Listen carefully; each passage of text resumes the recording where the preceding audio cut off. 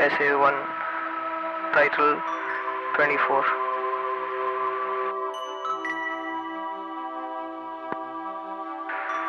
24 is the year the flower blossomed for the first time. The end of youth, a transition into an ugly flower, causes a Donnybrook in the soul. No bee in sight, not a single human around, no one to pluck it as it stands alone in this enormous garden with no other flower in sight.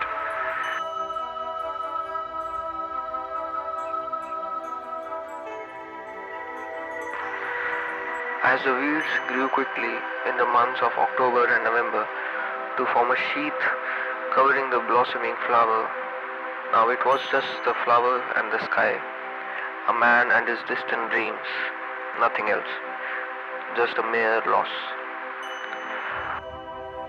Not being able to accept the distant sky being out of reach, it struggles, fights to stand apart from the plebeians and the patricians. A force emerges from within, thus creating a will. I too shall fly away one day.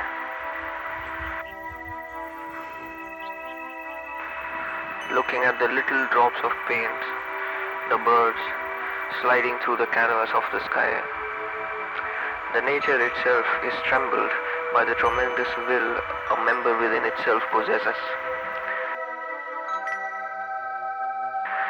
A will greater than itself, greater than the nature.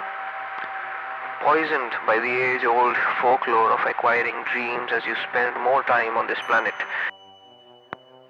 before getting plucked or dying through calamitic causes or a natural death. Rhetoric like a male flower shall achieve something in his life.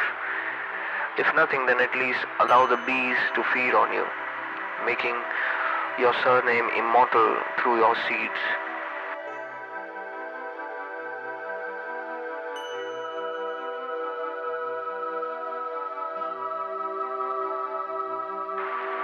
The absolute fate of a flower is to struggle.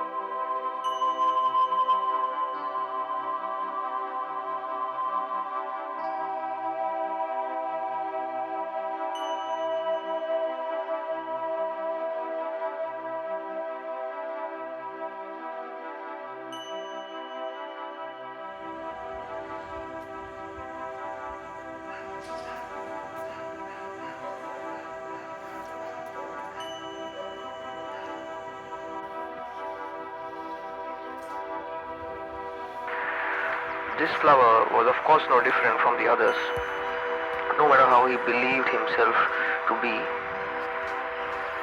As time passes by, from July 2024 to November 2024, the cubical stretch of weeds continues to thicken, multiplying by the minute. He realized that he must use his little limbs grown over these past months to let himself loose for a few days before these weeds germinate the beautiful places.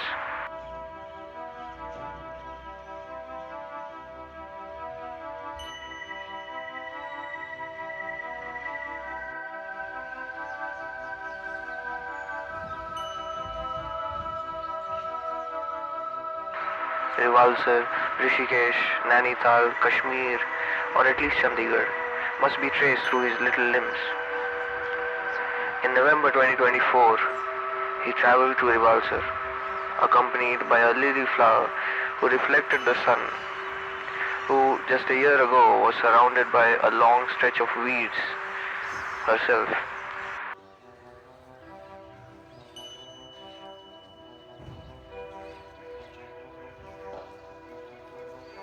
But fortunately, those weeds were now gone and were replaced by flowers.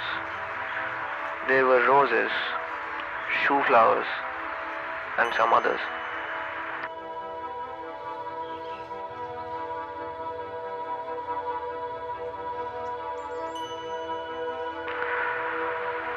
The thought of the weeds back at Rewalsar still had him in chains.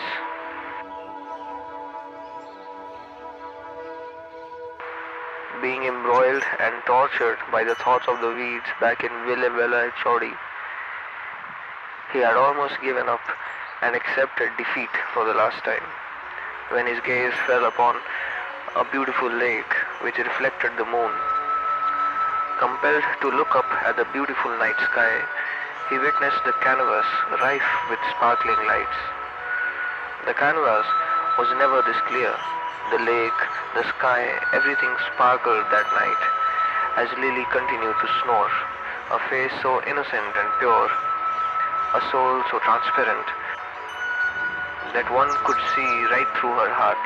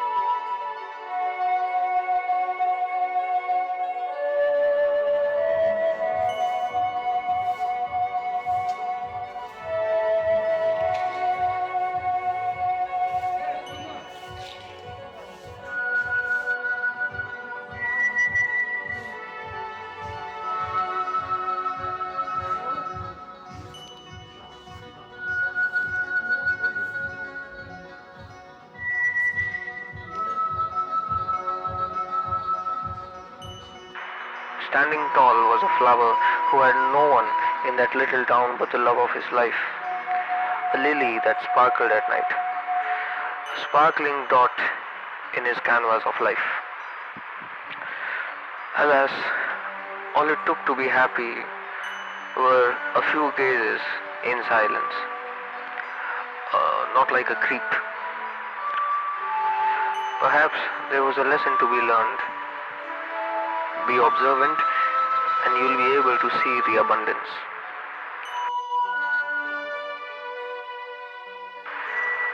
But till January 24, 2025, Sarabjot has found it difficult to believe in banalities.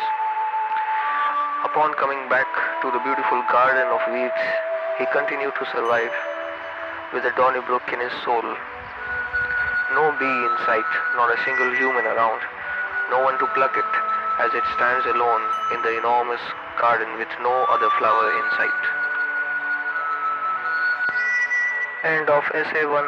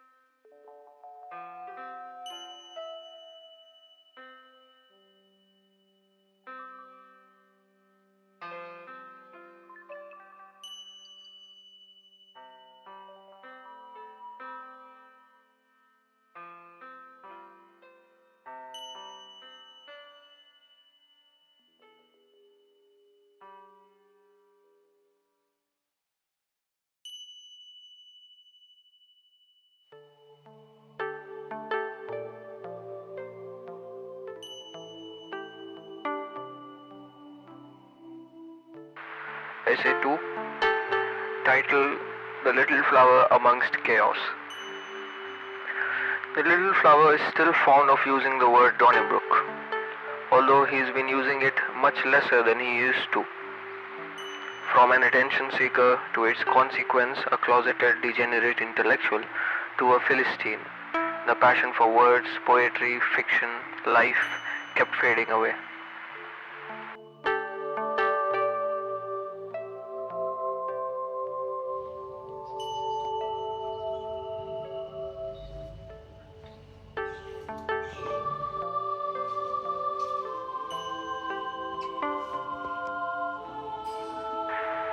It's mostly non-fictional books that surround this flower.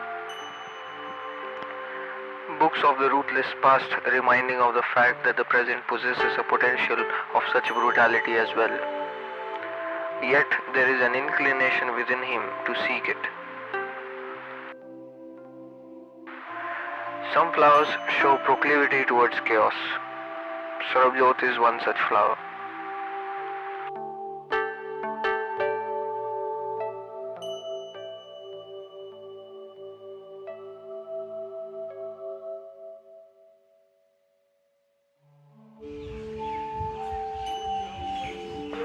Times have changed. He used to look up at the sky, it didn't matter if it was day or night more often. Horizon always soothed him. Now it's a mere field which occupies his sight. Perhaps there is beauty in it too, one just have to look closely. But such is a curse of dreams, that one faces maddening difficulty in accepting the ugly world, as all he'd seen growing up was a castle amongst the clouds.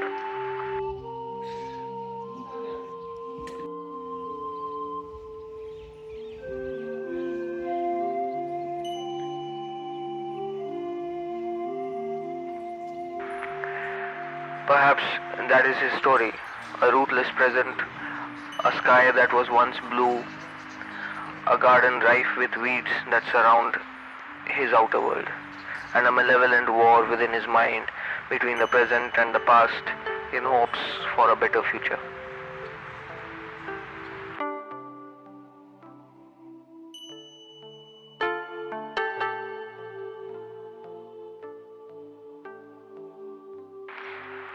It seems like it is an inescapable deadlock. The flower seeks chaos, yet possesses a desire of avoiding it. One is old when nostalgia transforms into a desire. End of essay 2.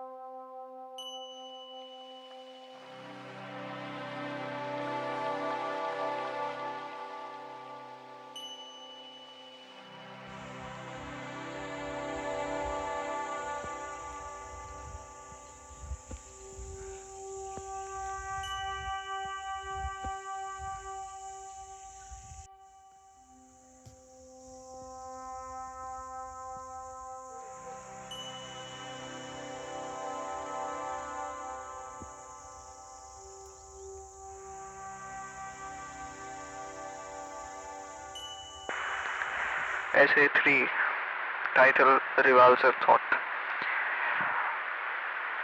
Something that I wrote around November 2024 when I was in Rewalsar,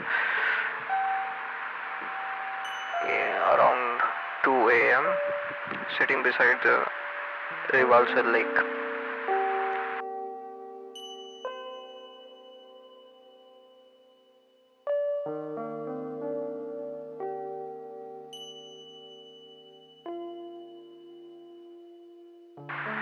As the sparkling reflection of the street light from the pond strike my eyes, my head remains tormented with the abysmal emptiness as usual.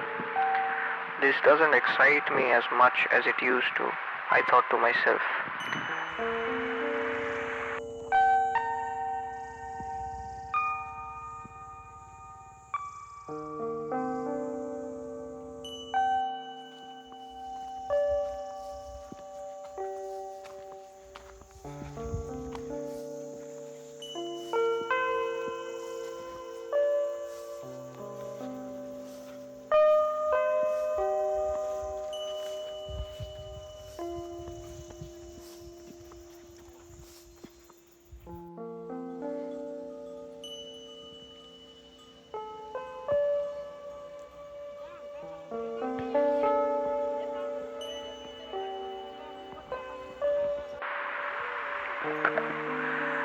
Realizing that it's how it has always been. The stories I experience always have the same arc, reflected on my writing. It's always a whining cry about nothingness. Desire would drive me to a particular spot just to snatch the life away after I reach it, leaving a vapid being behind.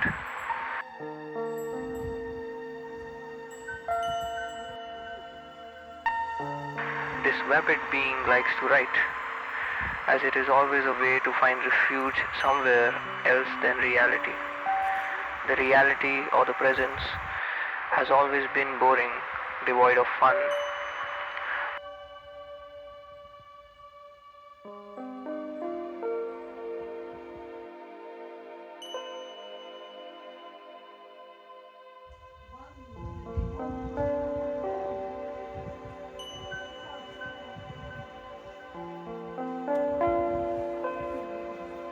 No wonder the majority of us are not present in the moment. To refute this, we were able to create another world, a virtual presence, where we are the rulers for the first time in our lives. We play God every day there.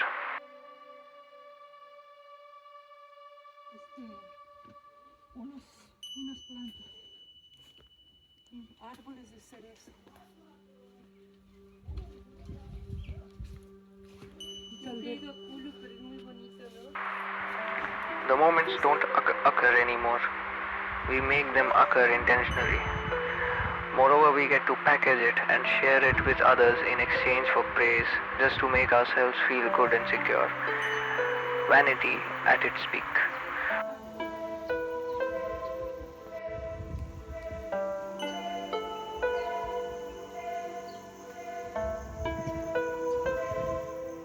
Or maybe we are just getting started. Only Mark Zuckerberg would know that.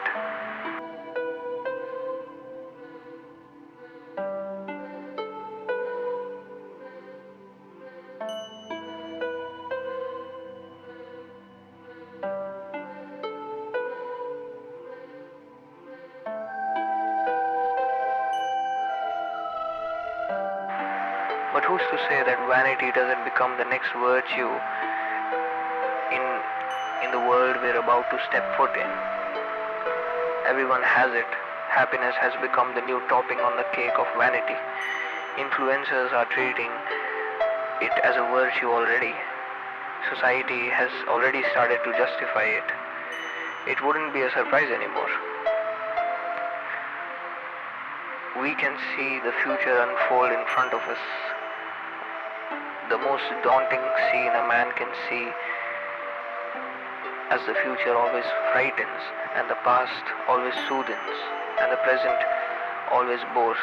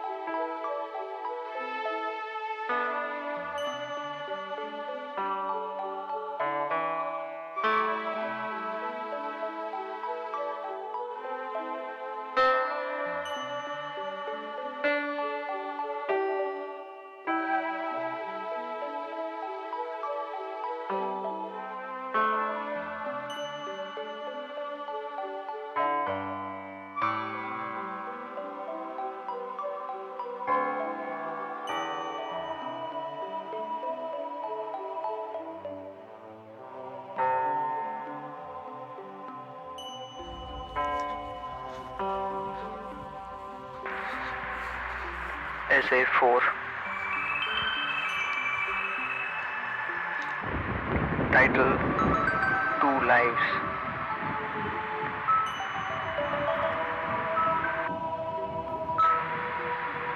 I live two lives. They are a function of my spiritual location, in solace and quiescence of mountains and in the bustling city. People know a different version of me based on their life they meet me in. Even the bustling society has stopped being fun. Nothing excites me anymore. A consequence of forfeiting my desires is such.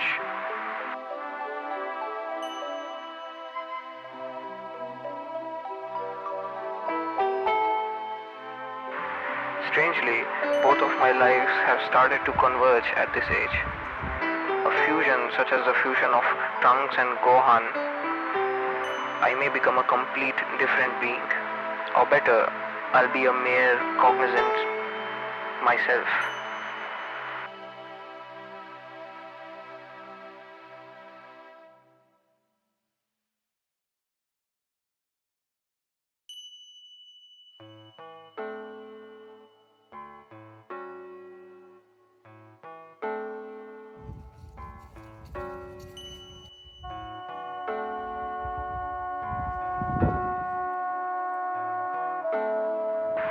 I realize that the pathetic and the malaise and the quotidian needs to be accepted, rather appreciated as such.